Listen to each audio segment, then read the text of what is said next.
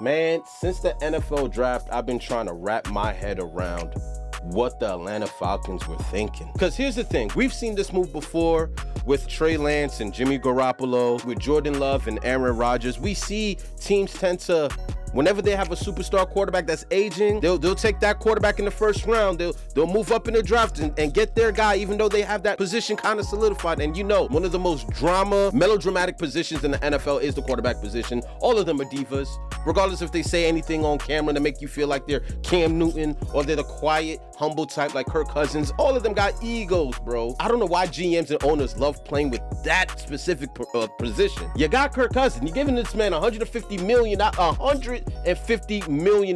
a Powerball winner right there. One in a lifetime kind of salary you're giving this man. $50 million just to sign and say, I want to be a part of the Atlanta Falcons. Here's $50 million in your account. Imagine if life is that easy, right? But I'm not going to get into it. But to go in and draft a quarterback, and again, we've seen this before. My thing is, I didn't know this quarterback was already 25. Kirk Cousins has a 3-year deal, so by the time his deal runs up, this kid is gonna be 28. He's an older quarterback, a pro-ready quarterback, mind you. And a lot of people are saying, had he been healthy, he would have been arguably up there with Daniels, Caleb Williams. They're saying he's pro-ready. I'm just trying to figure out why the hell would the Atlanta Falcons not holster up that defense if you already got Kirk Cousins? Kirk Cousins is probably gonna be one of the best quarterbacks you've had since Matt Ryan.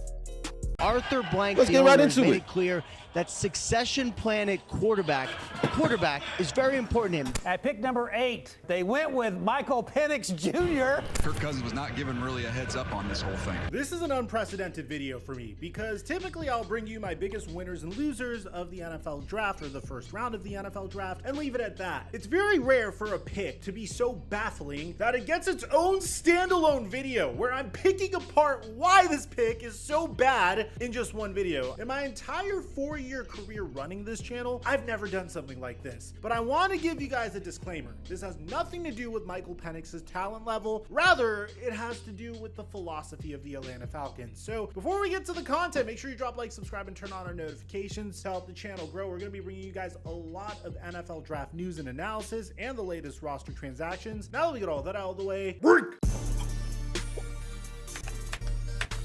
fans, please stop talking trash to me about the AJ Brown contract extension. I said he would get traded in 2 years from now. But regardless, the Eagles are cooking, so congratulations to Philadelphia Eagles. Yeah, they are. That aside, in my biggest winners and losers video, I said that I'd make this a standalone video for you all. And that's because the Atlanta Falcons actually had a pretty solid offseason. Originally, they were supposed to get Bill Belichick as their new head coach. Reportedly, the reason why that didn't happen is apparently Robert Kraft sabotaged Bill Belichick's interview with the Falcons. That resulted in them pivoting to Raheem Morris. Will that end up panning out for the Falcons? It remains to be seen. I didn't know that. It would be a very bold decision for the offseason. And then came time for free agency. You see, for the Falcons, a lot is at stake here because they're in a very weak division, the NFC South, a division that they could easily win if they are able to play their cards right during this offseason. The Falcons would agree to a contract with Darnell Mooney and Ray McLeod. They would sign Contavious Street to a 1-year prove-it deal before making their biggest free agent acquisition of the entire offseason, signing Kirk Cousins to a 4-year, $180 million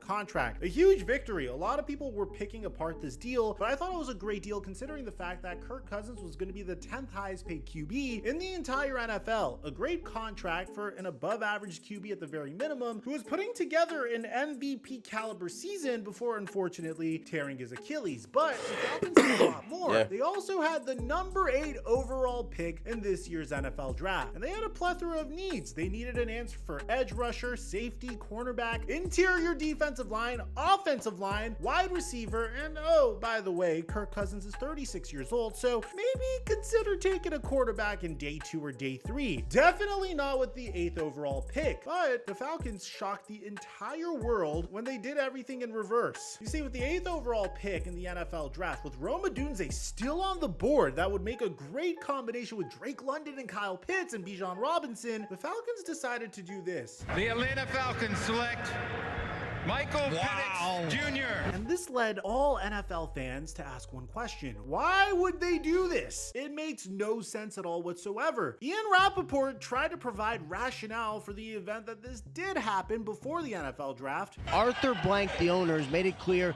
that succession plan at quarterback quarterback is very important to him. Yes, I know they just signed Kirk Cousins. My understanding, though, will take a hard look at quarterback, specifically Michael Penix. Will they take him at 8?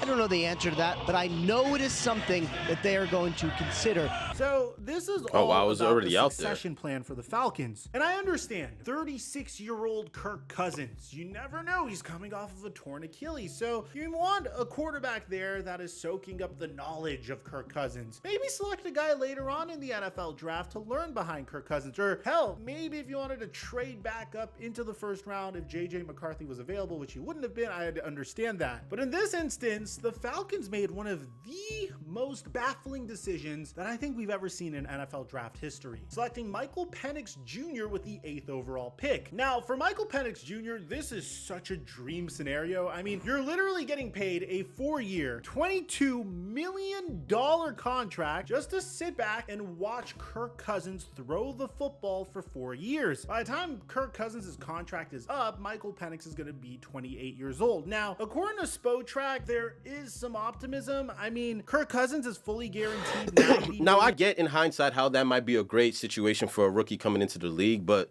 as a competitor, that shit fucking sucks, bro. Especially when you see how hungry these new rookies come into the NFL every season to prove themselves and make a name for themselves, ultimately probably make it to the Hall of Fame at some point. I don't want to be a first overall pick. Not first overall, but first round pick in the 8th overall, and I got to sit on the bench for 3-4 years. Granted, I'm financially set, right? My family good. I'm getting paid $22 million guaranteed, but I ain't doing shit. I'm holding the clipboard. While the other guys drafted in the same round as me, putting up numbers, building a name for themselves, building up a following, you're just that kid who's just like the world is just waiting to unlock, but you can't because the dude above you's getting paid $190 million. I hate when teams do that to certain quarterbacks, bro. You limit their potential, and it's like those are years you're never gonna get back. You know what I mean? Some of these guys you got to throw them out in the woods, man, and let them become men. You know what I'm saying? Y'all been playing with kids for the longest. Throw them out there. Let's see what they made of. But you're going to keep him on the bench for how long? 2 years minimum? Why draft the dude in the first round? You're going to keep him on the bench for 2 years. Just let him go somewhere else. I understand you're a quarterback, but, bro, look at the talent available with what you already got. Arguably, some people could say Kirk Cousins was the last piece. You get Kirk Cousins and a star rookie wide receiver to go with Drake London, Pitts, and Bijan? Come on. That sorry-ass NFC South division? Come on, that's barbecue chicken. But instead, they do this, and here we are with these videos. Through the 2025 season, God, and tripping. $10 million of his 2026 compensation locks in next March. So financially speaking, the earliest starting point for Michael Penix Jr. as a Falcons starting QB is 2026. But it's more than that. Apparently, according to Jordan Schultz, there's a text from a GM on the Falcons taking Michael Penix Jr. He's going to be a star. He's a franchise quarterback. That's the best way to put it. And here's the clip of the general manager of the Atlanta Falcons trying to explain this all to Arthur Blank. This one clip is absolute insanity. You could tell Arthur Blank is looking at his general manager and saying, what the hell are we doing here? It made absolutely no sense. A lefty? I didn't even think he was a lefty. With the 8th overall pick. There's been times where okay, quarterbacks have man. been selected. Hold on, is he mobile? Y'all let me know because I don't really watch college football like this. Is this kid mobile? I'm a left-handed quarterback, black, Atlanta? Huh? Arguably a franchise quarterback is what they're calling him? As a succession plan. Jordan Love reminds you of the most someone? recent example of this, and he was selected with the 26th overall pick in the first round of the 2020. Come on, man. NFL Y'all both be Before blowing. that, Aaron Rodgers in the 2006 NFL draft was selected with the 24th overall pick. There are instances where it makes sense to do what you're suggesting. Yeah. I mean, the Kansas City Chiefs selected Patrick Mahomes with the 10th overall pick, but by that point, Alex Smith had already been playing for the Chiefs for 4 seasons, and he played for them for a 5th season. In this case, the Atlanta Falcons selected their next quarterback before their current quarterback that they signed to a huge contract could even take a snap for them. And the craziest part of all is how this all went down. Kirk Cousins had no idea they were doing this. I still can't believe the Falcons drafted Michael Penix Jr. I just reached out to his agent and Mike McCartney. I'm sure Ian's talked to him as well, but he was not given a heads up. Kirk Cousins was not given really a heads up on this whole thing. So he's sitting at home and just hearing Michael Penix Jr.'s name called. This question is for Terry or Raheem, whichever one of you called Kirk when you were on the clock and you tell me about it. What's his reaction? Well, that's a private. We wouldn't share that, you know, and obviously reactions are pretty private, right? Yeah. You know, he got called on the clock, obviously, because it's a sensitive time with the issues of what you got going on. It's never a right time to talk to a quarterback about those things, and reactions are always going to be private when it comes to those things, unless Kirk decides to tell you some of those things, or whatever the case may be. But he's a competitor, just like us all, and you can always expect those things to go just like you kind of think. His agents kind of been telling us that they were shocked and dismayed and so forth. Y'all people out there nodded their head in unison. Like, shocked and dismayed and so forth. Wow. That they were dirty business. Yes. Multiple insiders are mentioning this. I mean, according to Diana Rossini, the Falcons called Kirk Cousins when they were on the clock to let him know. From what I learned, Cousins understood that a QB would be considered, but he did not believe his successor would be taken in the first round, and I'm told he's a bit stunned. I mean, Rome Odunze was still available. Oluwima Fashanu was still available. There were so many things that the Falcons could have done to win now. And then taking a 23-year-old quarterback and having him sit behind your existing quarterback for the next 4 seasons makes absolutely no sense. Look, for all you know, maybe Michael Penix Jr. is the next coming of Patrick Mahomes, or the next generational quarterback. And if I'm Michael Penix Jr., I am so ecstatic to be in this situation. You're literally sitting behind a quarterback for years and picking apart his brain and learning his process, and hopefully that's going to turn you into a great quarterback. I mean, in the case of Patrick Mahomes, it worked. In the case of Carson Palmer and John Kitna, it worked. And hell, even in the case of Jordan Love, during the latter part of the season, it looked like it would work too. Yeah. But I gotta admit, man, it just doesn't make sense to make such a pick with the 8th overall selection. There were so many ways for you to improve, and there were so many needs that this team had. And I'm not saying that Michael Penix is bad, but it would have made more sense to select JJ McCarthy, who's 21 years old and who could have used some time sitting behind a quarterback of Kirk Cousins' magnitude. You could have taken the top edge rusher in the entire NFL draft in Laita Latu from UCLA, or Byron Murphy was another position of need, or Dallas Turner. Literally any other player that was selected in the first round, maybe aside from Brock Bowers, would have made more sense than this pick. But for all you know, Kirk Cousins gets injured again. Michael Penix Jr. is thrusted into the spotlight. But in that case, why would you give Kirk Cousins the amount of money that you gave him to begin with? There's so much wrong with this pick, and I'm still not able to figure it out. But if you're a Falcons fan, I want to know what you guys think in the comments section down below. Aside from that, I'm your boy Mike, and I'm dropping our mic until our next upload.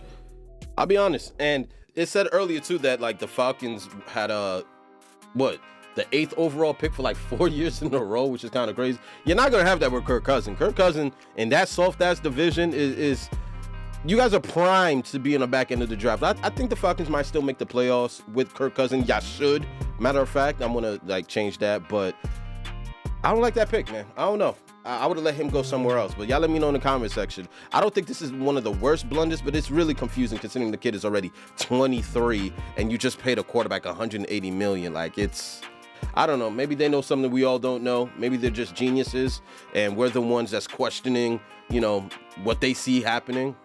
I couldn't even tell you, but I know a bunch of teams that needed that quarterback, and Atlanta was just like, fuck y'all. Mamba out, yo.